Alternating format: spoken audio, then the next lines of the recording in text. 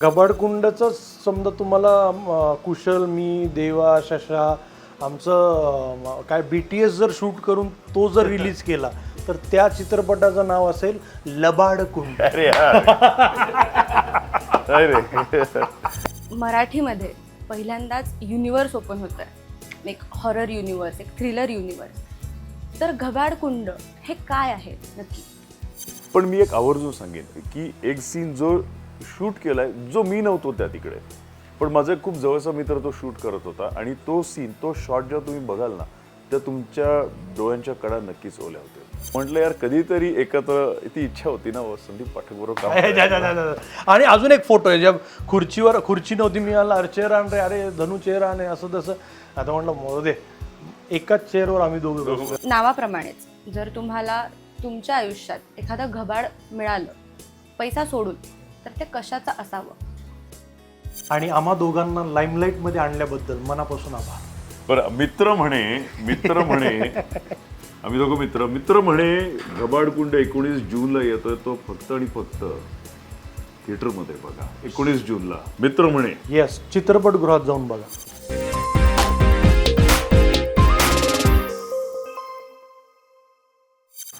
Hello, मी आर्या, मित्र म्हणे लाईमलाईटमध्ये तुमचं स्वागत करते. आज आपल्यासोबत आहेत घबाडकुंड ह्या चित्रपटातले कलाकार देवदत्त नागे आणि संदीप पाठक. नमस्कार. नमस्कार. मराठीमध्ये पहिल्यांदाच युनिवर्स ओपन होत आहे, एक हॉरर युनिवर्स, एक थ्रिलर युनिवर्स. तर घबाडकुंड हे काय आहे नक्की?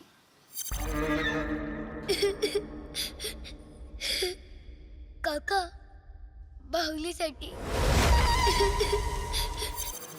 है ना, हे घबाडकुंड म्हणजे एक मैत्री आहे की जी मैत्री एकमेकाला पुढे पुढे करत असते. जसं आता संदीप म्हणतोय, तर संदीप पटकन म्हणाल तू बोल, मी म्हणतो तू बोल, ही मैत्री आहे. घबाडकुंड युनिवर्स अशा ह्यानी आहे की माझी जी जडणघडण झाली ती टेलिव्हिजनवर झाली. एपिसोड्स, 1000 एपिसोड्स, 500 एपिसोड, 700 एपिसोड्स, हे सगळं. सो प्रत्येक एपिसोड जेव्हा कट व्हायचा तेव्हा पुढच्या एपिसोडला काय, ही उत्कंठा असायची. आपण एखादा चित्रपट बघतो तेव्हा एक एंडपर्यंत आपण येतो. आपल्याला कधी कधी तो एंड परिपूर्ण वाटतो, पण कधी कधी आपल्याला असं वाटतं ह्याच्या पुढे काय होईल. फॉर एक्झाम्पल पुष्पा आहे, पुष्पा 2 आहे, धुरंधर 1, धुरंधर 2. सो हे आपण हॉलिवूडमध्ये सुद्धा बघितलं, आपण बॉलिवूडमध्ये सुद्धा बघत आलेलो आहोत. पण मराठीमध्ये असं काहीच नव्हतं. सो जेव्हा घबाडकुंड हा होऊ घातला ना, तेव्हा ह्याच विचाराने की असं काहीतरी करावं. कारण घबाडकुंडाची सुरुवात जी आहे ती म्हणजे अल्ल्याड पल्ल्याड. सो अल्ल्याड पल्ल्याड पहिला, मग घबाडकुंड, मग त्याच्या पुढे अजून असं करत करत जी सिरीज असणार आहे ते एक मोठं एक जग असणार आहे, एक वर्ल्ड असणार आहे, एक दुनिया असणार आहे. त्यालाच आपण एक युनिवर्स बोलतो. सो हे जर सिक्वेल्स किंवा काय असतील तर हे एकंदर जे आहे ते म्हणजे युनिवर्स. म्हणून आपण हा पायंडा घालतोय घबाडकुंडपासून की मराठी युनिवर्स पहिल्यांदा अवतरणार आहे आणि जी अल्ल्याड पल्ल्याडपासून सुरुवात झाली, घबाडकुंडपासून मजबूत झाली आणि त्याच्या पुढे जात राहणार आहे. वा. पण असं होतं की एखादी गोष्ट आधी घडली आहे, म्हणजे पार्ट 1 आला, आता सपोज आपल्याकडे झपाटलेला आला आणि झपाटलेला 2 आला, तर तो सिक्वेल होतो. तीच स्टोरी, तीच कॅरेक्टर्स फक्त पुढे नेली जातात. मग युनिवर्स असं काय वेगळं आहे? युनिवर्स म्हणजे एक ते वर्ल्ड आहे, त्यांचं एक जग आहे, बरोबर. त्या वर्ल्डमध्ये एक एक ठराविक काही घटना घडत आहेत, ते एकमेकाशी कशा कनेक्टेड आहेत. फॉर एक्झाम्पल अल्ल्याड पल्ल्याडमध्ये दिल्या होता, हो, तू सांग. हां, अल्याड पल्याडमध्ये माझं कॅरेक्टर जे होतं दिल्या, तर काय होतं, 2 म्हटल्यानंतर समजा आता धुरंधर 2 आला, बरोबर आहे, किंवा झपाटलेल्याचं उदाहरण दिलं, तर तीच गोष्ट, तीच माणसं, म्हणजे तेच ॲक्टर्स, तेच कॅरेक्टर्स, असं सगळं 2 म्हटल्यानंतर तुम्ही तसंच्या तसं, बरोबर. आणि जेव्हा आपण युनिवर्स शब्द वापरतो तेव्हा यातलं एक कॅरेक्टर इकडे आलं आहे आणि त्याची एक वेगळं जग सुरू झालं, त्याची एक वेगळी गोष्ट सुरू झाली आणि त्याला आधीच्या माणसांपेक्षा इकडे वेगवेगळी माणसं भेटत गेली, बरोबर आहे. आता इकडे जी माणसं भेटली त्याच्यामध्ये खंगरी म्हणजे देवा आहे, मला तो भेटला आहे, बरोबर आहे. मग त्याच्यासोबत आम्ही घबाडकुंड, त्या कुंडामध्ये उतरलो आहे, बाकीची कॅरेक्टर्स आहेत. सो ह्याचा युनिवर्स करताना जेव्हा घबाडकुंडनंतर अजून एखादी फिल्म करू तेव्हा असं असेल की खंगरीचं पुढे काय झालं, मग पुढचं खंगरीची गोष्ट सुरू होईल. आणि त्या गोष्टीमध्ये कदाचित त्याला कुठेतरी दिल्याही भेटेल, पण तो काही वेळासाठी भेटेल, पण खंगरीचं आयुष्यावर परत एक सुरू होईल. म्हणजे त्यातलं कॅरेक्टर्स फक्त गोष्टी त्यातल्या चेंज होत राहतील आणि अधूनमधून ती कॅरेक्टर पुढे भेटत राहतील. अच्छा. 2 म्हटल्यानंतर काय असतं की ती गोष्टच पुढे कंटिन्यू होते. ह्याच्यामध्ये गोष्ट बदलते, पात्र बदलतात आणि सगळा सिनारिओ बदलतो. म्हणजे तो भूगोल बदलतो. तेच गाव आहे असं नाहीये. कदाचित असं होईल की खंगरीचं आयुष्य वेगळ्या कुठल्या तरी राज्यामध्ये, वेगळ्या कुठल्या तरी ठिकाणी, बरं, हे सगळं कदाचित आहे, हा? नाही नाही नाही, मी उदाहरण सांगतो की असं होईल की त्याचं हिमालयामध्ये काहीतरी आहे आणि त्याची गोष्ट तिकडनं सुरू झाली आहे. म्हणजे तो भूगोल सुद्धा बदलू शकतो. त्यालाच आपण युनिवर्स का म्हणतो, कारण नाहीतर मग आल्याड पल्याड 2 असं असतं ना, म्हणून ते घबाडकुंड. मग आल्याड पल्याड मधला जो दिल्या आहे तो घबाडकुंडमध्ये सेम आहे, त्याचं कॅरेक्टर, त्याची बिहेवियरल पॅटर्न. मला एक सांगायचं होतं, अल्ल्याड पल्ल्याड मध्ये जो दिल्या होता तो मधला काही काळ तो एका ठिकाणी गेला, मग त्या तिकडे एक कांदे पोह्यांचा कार्यक्रम झाला, मग कांदे पोह्यांच्या कार्यक्रमानंतर त्याला ती मुलगी आवडली, अगदी सोन्यासारखी ती मुलगी होती. मग मस्त एक संसार थाटला गेला दिल्याचा आणि मग शेती वगैरे त्यांनी घेतली, कारण अल्ल्याड पल्ल्याडमध्ये भूतं होती, त्यामुळे तो दुसऱ्या गावी आला, शेती करायला लागला आणि मग असं एक गोंडस अशी एक कन्या सुद्धा त्याला मिळाली. असं करत करत तो त्या गावामध्ये स्थिर स्थावर झाला. पण पुढे काय हे जे असेल ते म्हणजे घबाडकुंड आहे. म्हणजे आधी तो बॅचलर होता आणि या चित्रपटामध्ये तो कम्प्लीट फॅमिली मॅन झालेला आहे. आणि परत तेच आहे की आधी बॅचलर असताना सुद्धा त्याला काही व्यसनं होती, आता त्याने व्यसनं सोडली आहेत. पण एक तत्व जे त्याचं आहे की चटणी भाकरी आपली कष्टाची जी आहे ती खायची आहे आपल्याला आणि प्रामाणिकपणे जगायचं आहे. तो विचार, त्याचा जो थॉट आहे तो कंटिन्यू आहे, पण दिल्या बदलला आहे घबाडकुंडमध्ये. माझा प्रश्न असा आहे की सपोज एखाद्याने आल्याड पल्याड नाही बघितलाय आणि मी घबाडकुंड बघायला गेले, तर त्यावरून घबाडकुंड बघतानाचा माझा पर्स्पेक्टिव्ह बदलतो का, म्हणजे बदलेल का? नाही ना, म्हणजे तुम्हाला घबाडकुंड वेगळा आनंद देतो. त्याच्यासाठी एखाद्याने आल्याड पल्याड बघितला नसेल तरी असं होणार नाही की यार मला काही कनेक्शन किंवा लागत काहीतरी नाही. मिसिंग होतं. हां, कारण गोष्ट बदलते ना. मी जसं म्हणालो की गोष्टच बदलली, गोष्ट बदलते, फक्त पात्र ते आहे, त्याचा स्वभाव तो आहे, पण गोष्ट नव्याने सांगितली जाते, म्हणून तो ते 2 नाही आहे, इट्स अ युनिवर्स. आणि घबाडकुंड बघताना असं कधी म्हणजे वाटणारच नाही की काय मिसिंग आहे याच्यामध्ये, कारण action, thrill, adventure, horror, comedy, emotion ह्या सगळ्या गोष्टी कनेक्टेड आहेत. त्यामुळे आपल्याला विचार करायला वेळच मिळणार नाही की अल्ल्याड पल्ल्याडमध्ये काय झालं होतं. ते जे कनेक्टिव्हिटी आहे ना ती एवढी त्या तिकडे सामावलेली आहे दिल्यामध्ये की त्याच्यासमोर लक्षात येईल, है ना. फक्त एक लुक माझा जेव्हा रिव्हील होतो, एक सीन आहे त्याच्यामध्ये थोडंसं लोकांना वाटेल की अरे यार आल्याड पल्याड आपण बघायला पाहिजे, नॉस्टॅल्जिया काही तिथे वेळासाठी येऊ असं आहे. शकतो. पण जसं तू म्हणालीस की धुरंधर 1 आला, 2 आला, तर 2 बघत असताना तुला 1 बघणं कंपल्सरी ना, तर तुला लिंक्स लागतील. कनेक्टिंग तसं नाहीये ह्याच्यात. नाही. ओके. आणि तुमच्या बाबतीत तुम्ही मायथॉलॉजिकल कॅरेक्टर्स केलेत आणि आता तुम्ही इथे थ्रिलरमध्ये येत आहे, तर मायथॉलॉजी आणि इंटेन्स थ्रिलर हे दोन्ही करताना काही तुमच्यावर ॲज अ पर्सनल ॲक्टर म्हणून काही दडपण असतं? अरे पहिली गोष्ट मला एक खूप मी मनापासून सांगावीशी वाटते की मायथॉलॉजी हा आपल्या इथे नाहीच आहे. आपल्याकडे फक्त आणि फक्त इतिहास आहे. जेव्हा माझी सुरुवातच पौराणिक मालिकेपासून झाली, मृत्युंजय कर्णाची अमरगाथाची ती मालिका होती आणि दुर्योधनाचं कॅरेक्टर केलं होतं, दुर्योधन साकारला होता मी.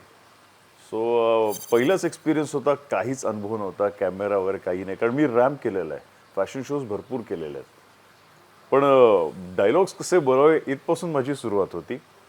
तेव्हा मला समजा माझा गुरु भेटला असता, समजा पाठ बरं झालं असतं. पण मी आता हल्ली आवर्जून सांगतो की मी काही कच्च्या गुरुचा चेला नाही, कारण माझा गुरु संदीप आहे. अरे बापरे. फिटनेसच्या बाबतीत सुद्धा मी काही कच्च्या गुरुचा चेला नाही, कारण फिटनेसमध्ये माझं गुरु कुशल बद्रिके आहे. अरे बाप, आता कळलं तो खोटं बोलतो नाही. सो त्याच्यामुळे एक होतं की ते जे डायलॉग्स आहेत, पौराणिक डायलॉग किंवा हिस्टॉरिकल डायलॉग, त्याच्यामध्ये ततपप येत नाही, ते सलग ह्याच्यामध्ये म्हटले जातात आणि त्याचा फायदा मला तेलुगूमध्ये झाला. या ह्याच्यामध्ये जेव्हा मालिका करत होतो म्हणजे जय मल्हार केली तेव्हा सुद्धा जी वाक्य होती त्याच्यामध्ये ततपपा नसायचं, एक सलग ते वाक्य असायचं, कुठेही ब्रेक न करता ठेराव असायचा. पण शब्दाचं जसं आपण बोलतो ना की मला काय सांगायचंय, तर असं ते नाही, मला काय सांगायचंय हे एका ह्याच्यात यायलाच पाहिजे. सो तो एक ठेराव असेल, मला काय सांगायचंय ठेराव असेल. पण सो त्याच्यामुळे ना ती एक सवय चांगली लागली.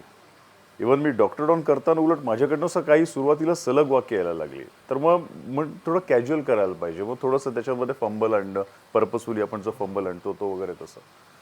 सो ते करता करता लँग्वेजवर ना हळूहळू पकड होत गेली डायलॉग्सवर.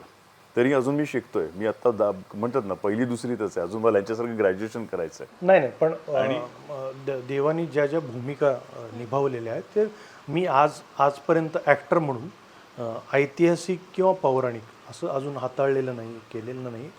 पण आपल्याला बघताना ते सोपं वाटत असेल, पण त्या काळामध्ये त्या पद्धतीनं स्वतःला कॅरी करायचं हे खूप अवघड आहे. म्हणजे मी ठीक आहे ॲक्टर म्हणून बरीच कामं केलेली आहेत, नाटक असेल, सिनेमा, टेलिव्हिजन, पण जेव्हा माझ्याकडे अशी भूमिका येईल तेव्हा मला वेगळी तयारी करावी लागेल, बिकॉज ते तितकं सोपं नाही आहे.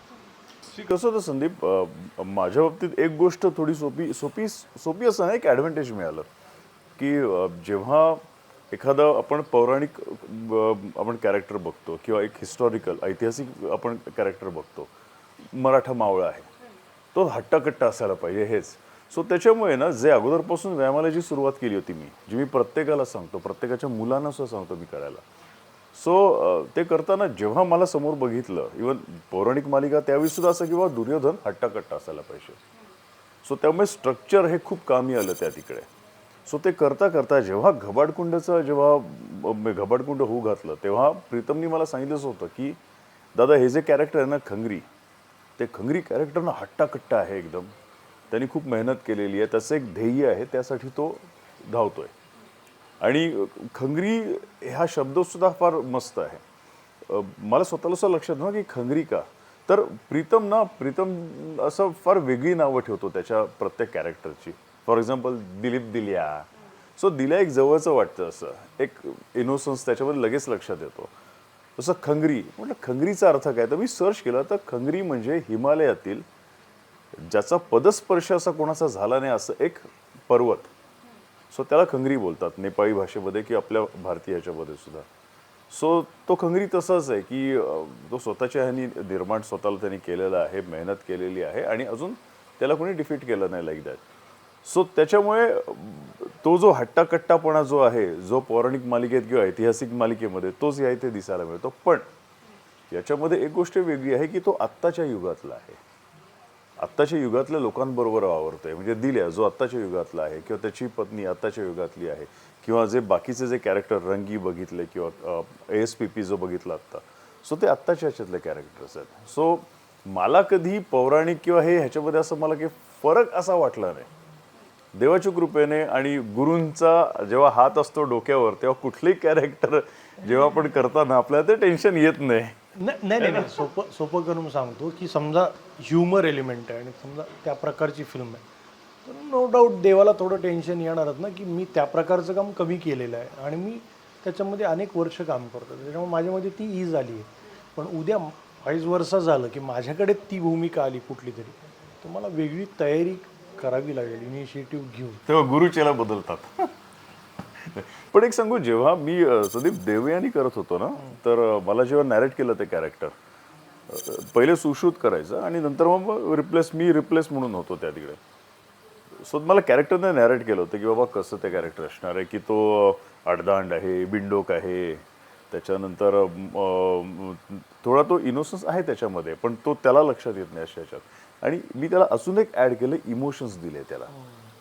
सो त्याच्यामुळे ना तो त्याच्याकडनं जे बोलतात ना काय सिच्युएशनल कॉमेडी असते ना, ती होत जायची त्याच्याकडनं. सो त्यामुळे कॉमेडीचं असं कॉमेडी असं नाही, पण एक ते कॉमिक कॅरेक्टरचं थोडंसं ते होतं. डॉक्टर डॉनमध्ये जो देवा होता ना, तो परफेक्ट कॉमिक कॅरेक्टर कॅरी करत होता. एवढं की लहान मुलं ते श्रीखंड लई गोड आहे, ते अगदी इथे बो बांधून वगैरे मला लहान मुलं पाठवायची की श्रीखंड लई गोड आहे. सो हे जे काही गोष्टी आहेत ना, सो तेव्हा मी एकच करायचो की माझ्या वॉलेटमध्ये ना मी माझ्या गुरूंचा संदीप पाठकचा फोटो ठेवायचो. पुढचा प्रश्न लगेच पटकन. तुम्हाला पर्सनली हॉरर मूवीज बघायला आवडतात? हो, आवडतं मला, आवडतं. घाबरता? नाही, फार नाही, म्हणजे मला बघितलं मी तुला ती इव्हिल डेड आवडते? इव्हिल डेड नाही, मी इंग्लिश खूप कमी बघित असेल, पण मला एक पण फिल्म सामरी, दरवाजा हे वगैरे राम movies गोपाल बघितल्या. वर्माचा भूत सिनेमा आहे ना, तो फार आयडियल आहे यार. मला का माहित नाही, ते नुसतं बेल जी आहे ना, बेल ती जी वाजते ती अजूनही कानात आहे माझ्या. एखाद्या साऊंडला कॅरेक्टर देणं, राम गोपाल वर्मा. रॉंग टर्न म्हणून काही मूवी आहेत अशा, सो त्या वेगळ्या आहेत रे. सो त्या हॉरर अशा हॉरर सॉर्ट ऑफ हॉरर आहेत पण मस्त आहेत. काही मूवीज आहेत. ते रिच्युअल म्हणून एक मूवी आहे हॉरर, ती सुद्धा मस्त आहे. इव्हन मराठीतली घबाडकुंड, अरे घबाडकुंड तर international level ला सर्वात बेस्ट आहे. घबाडकुंड तर मी म्हणतो ना सगळ्यात बेस्ट असणार आहे. घबाडकुंड करत असताना शूट दरम्यान असा कुठला सीन आहे का की जो तुमच्या लक्षात राहिलाय? एखादाच. असे ऑलमोस्ट बरेच सीन आहेत, पण मी एक आवर्जून सांगेन की एक सीन जो शूट केलाय, जो मी नव्हतो त्या तिकडे, पण माझा एक खूप जवळचा मित्र तो शूट करत होता, आणि तो सीन, तो शॉट जेव्हा तुम्ही बघाल ना, तर तुमच्या डोळ्यांच्या कडा नक्कीच ओल्या होतील. संदीपचा एक सीन आहे, तो मला जेव्हा एवढा वेळा मी तो मूवी एडिटनी, ते ग्राफिक्सनी याच्यासाठी बघितला, सो तो जो शॉट आहे ना, तो काय त्याचे मॅनरिझम्स मी स्वतः कुठेतरी मी वापरणार. आणि मला कुणी म्हटलं ना, अरे संदीप पाठकला कॉपी केलं, मी अभिमानाने सांगितलं, हो मी संदीप पाठकला कॉपी करून आहे असं केलंय का, तर तो मला फार आवडलेला आहे. तुम्ही नक्की बघा तो जो काही आहे ना शॉट. मी आवर्जून प्रत्येक पॉडकास्टमध्ये, प्रत्येक इंटरव्ह्यूमध्ये ते सांगतो, कारण तो मस्तच आहे ना. आमच्या दोघांचा फाईट सिक्वेन्स मला खूप आवडतो.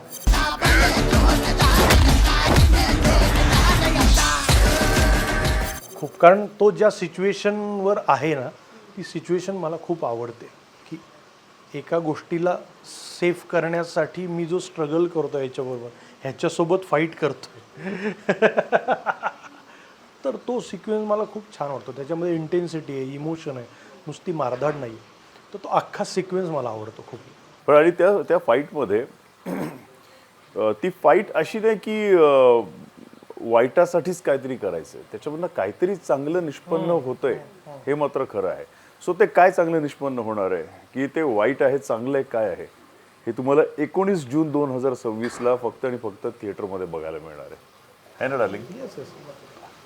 आणि घबाडकुंड हे जे नाव आहे, तशा एखाद्या कुंडात तुम्ही अडकलात, तर या सिनेमाच्या कास्टपैकी तुम्ही कोणाला वाचवाल आणि कोणाला राहू द्याल तिथे? बापरे, ट्रिकी कॉन्ट्रोवर्सी. माझ्याकडे मस्त उत्तर आहे.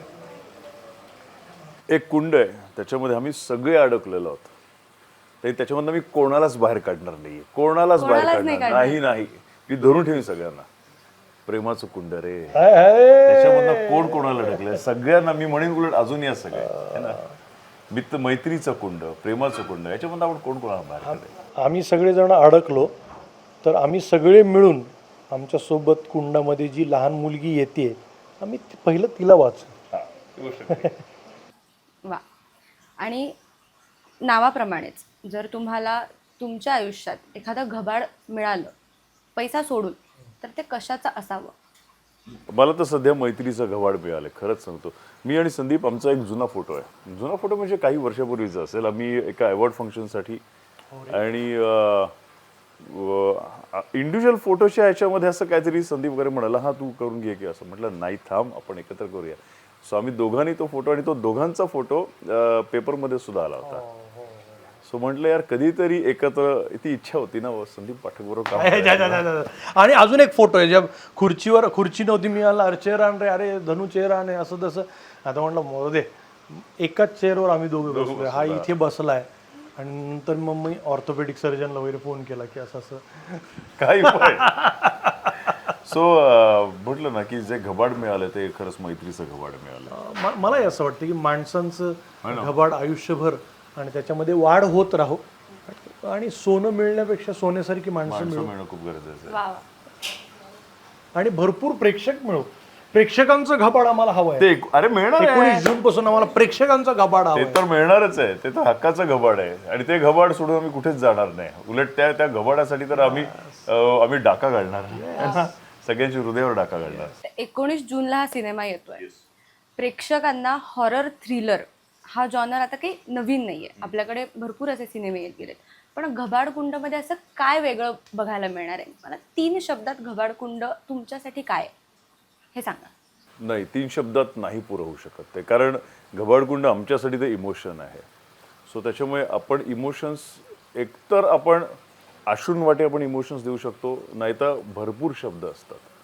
सो मी एवढंच सांगेन की आपण नेहमी म्हणतो की आपला मराठी चित्रपट कुठेतरी धडपडतोय वरती यायला, कारण आपण बऱ्याच वेळा आपण थिएटरमध्ये जातो, हिंदी चित्रपट बघतो, आपण साऊथचे चित्रपट बघतो, आपण हॉलिवूडचे चित्रपट बघतो. पण बऱ्याच वेळा असं होतं की एखादा चित्रपट प्रदर्शित झाला तर पटकन आपण या मोबाईलवर बघतो.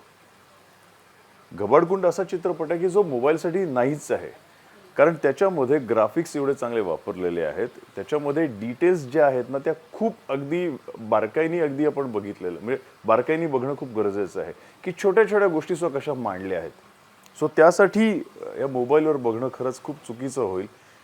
आपले जे निर्माते असतात ते खूप कष्टाने त्याचे पैसा आपला त्या तिकडे ओतत असतात, कलाकार असतात ते खूप कष्टाने बऱ्याचशा गोष्टी त्या तिकडे आपलं तुमच्या जे कलाकार असतात ते खूप कष्ट करून त्या तिकडे काही गोष्टी मांडत असतात. एकच कारण असतं त्यांचं की तुमच्यापर्यंत एक चांगली कलाकृती तुमच्यापर्यंत पोहोचावी, आणि जेव्हा शूट करताना हाच विचार केला जातो की त्या मोठ्या स्क्रीनवर कसं दिसेल. सो ती गोष्ट तुम्ही छोट्याशा मोबाईलवर बघितली तर ह्या सगळ्या गोष्टीचा अवमान होऊ शकेल. म्हणून म्हणतो की असा तसा खर्च करता त्याच्यापेक्षा थिएटरमध्ये जा. घबाडकुंड हा चित्रपट खरंच थिएटरमध्ये जाऊन मगच त्याचा तुम्ही आनंद घ्या. अनुभव तर तुम्ही नेहमीच घेता, पण आनंद घ्या त्याचा.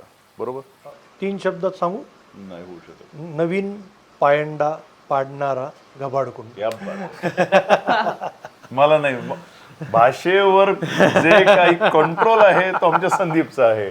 आम्ही भडाभडा नुसते बोलत असतो, पण हा परफेक्ट तेवढ्या ह्याच्यात लोकांना गार करतो. येस. आणि घबाडकुंडचं समजा तुम्हाला कुशल, मी, देवा, शशा आमचं काय BTS जर शूट करून तो जर रिलीज केला तर त्या चित्रपटाचं नाव असेल लबाडकुंड. अरे यार, अरे काही पण लबाडकुंड मस्त हो का झुंड. अरे हीच असती आता. वा, मला तुमच्याशी बोलून फार छान वाटलं. थँक्यू. टीजर आम्ही बघितलेलाच आहे. होय, कसा वाटला? खूप मला प्रचंड आवडला. आणि तो जो लहान मुलाचा एक तिथे शॉट आपण बघतो तो खूप लक्षात राहिलाय. त्या मुलीचा, लहान मुलीचा तो बघून अंगावर खरंच काटा आला. त्या मुलीने खूप छान काम केलंय. तिचं नाव आरोही. आम्ही मानाने त्यांना आरोही मॅडम बोलायचो, तर त्या खूप खुश व्हायच्या आणि मस्त शॉट द्यायच्या. आणि खरंच खूप खूप छान गोड मुलगी आहे ती. एवढा हेवी मेकअप वगैरे ती करून नेहमी ती रात्रीचं शूट करायची, पण कसलीच भूमिका चू नाही, काही नाही. नमस्कार. आजच्या लाईमलाईटमध्ये आर्या आपल्यासोबत आहे गेस्ट म्हणून. आर्या, 19 जूनला घबाडकुंड येतोय, तर तुझ्या काय फिलिंग्स आहेत की तुला काय वाटतं की चित्रपट कसा चालेल, प्रेक्षक किती गर्दी करतील, तुला काय वाटतं? मला टीजर बघून तो आवडलेला आहे. मी तर नक्की जाईल, प्रेक्षकगृहात जाऊन तो सिनेमा बघीन आणि बघितल्यानंतर मी नक्की तुम्हाला येऊन सांगेन की मला तुमचंही काम नक्की. पोस्टर सुद्धा आहे. सो आज लाईमलाईटमध्ये आर्यानी वेळात वेळ काढून आपल्यासाठी आली, त्याबद्दल आर्या मनापासून आभार. असंच मराठी चित्रपटावर प्रेम करत राहा आणि भरभरून प्रेक्षकांनाही पाठवत राहा. आणि घबाडकुंड तुझा जो येणारा चित्रपट आहे ज्यात आम्ही काम केलेलं आहे, आपल्या सगळ्यांचा चित्रपट आहे घबाडकुंड. सो पिक्चर अजून बाकी आहे. पिक्चर अभी बाकी आहे मेरे दोस्त. मला तुमच्याशी बोलून खूप छान वाटलं. फार छान माहिती मला तुम्ही दिली. त्यामुळे 19 जूनला घबाडकुंड येतोय. सिनेमागृहात जाऊन नक्की बघा आणि कसा वाटतोय हे ह्यांनाही कळवा, मलाही कळवा. आणि पाहत राहा मित्र म्हणे लाईमलाईट. आणि आम्हा दोघांना लाईमलाईटमध्ये आणल्याबद्दल मनापासून आभार. बरं, मित्र म्हणे आम्ही दोघं मित्र म्हणे घबाडकुंड 19 जूनला येतोय. तो फक्त आणि फक्त थिएटरमध्ये बघा 19 जूनला. मित्र म्हणे. येस, चित्रपटगृहात जाऊन बघा किंवा थिएटरमध्ये. हां, नको, थिएटरमध्ये बघा किंवा चित्रपटगृहामध्ये बघा.